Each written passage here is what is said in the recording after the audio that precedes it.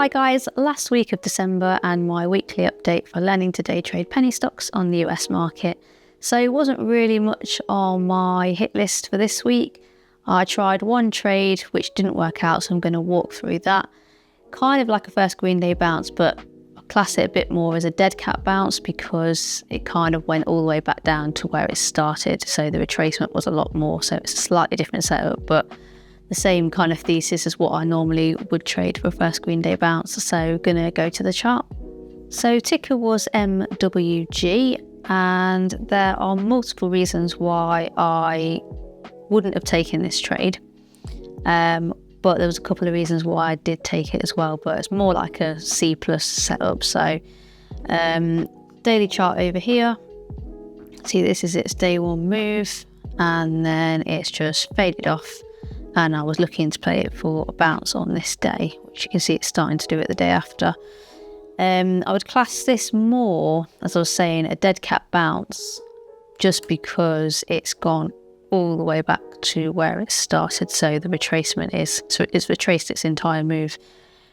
And, you know, the strength of day one was not good. It's also a Chinese stock, so they're big reasons why I potentially shouldn't have taken this trade. But I'll explain why I did take it, which was, if we go over to the intraday chart, this is its day one move, nice move pre-market, pretty much dumped the whole of day one, which again, not a great sign.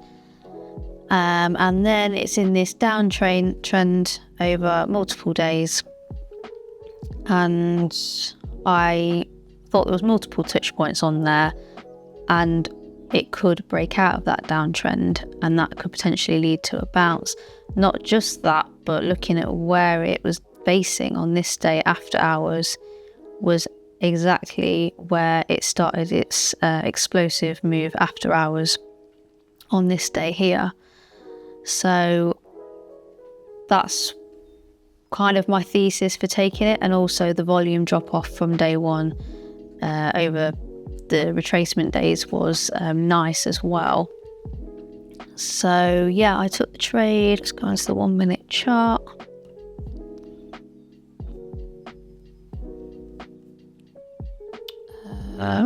This day here, and I entered it pre-market, and as you can see, this was my risk, which was the after hours low, which also meets the day one area where it started from, as I showed earlier.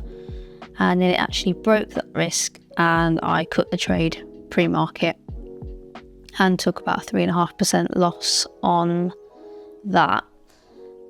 And I don't mind taking this trade. I had a bit of a thesis for it, but I think the negatives definitely outweighed the positives on this one. So probably need to get a bit more choosy with the setups that I take.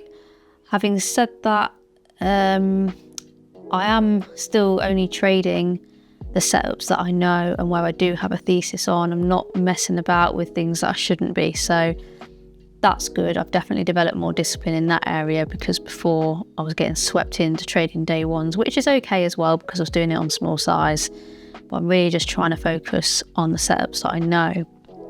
Having said that, these setups, they don't always work. They're not always in play. You might sometimes get 3 a week. You might get 1 every 2 weeks. So it really just varies. And at the moment, they're not working that great. So I think I do need to look at other setups again. I keep going through these cycles of looking at day ones, coming away from them. But I do need to try and get better at trading them, because often that's where a lot of the opportunity is.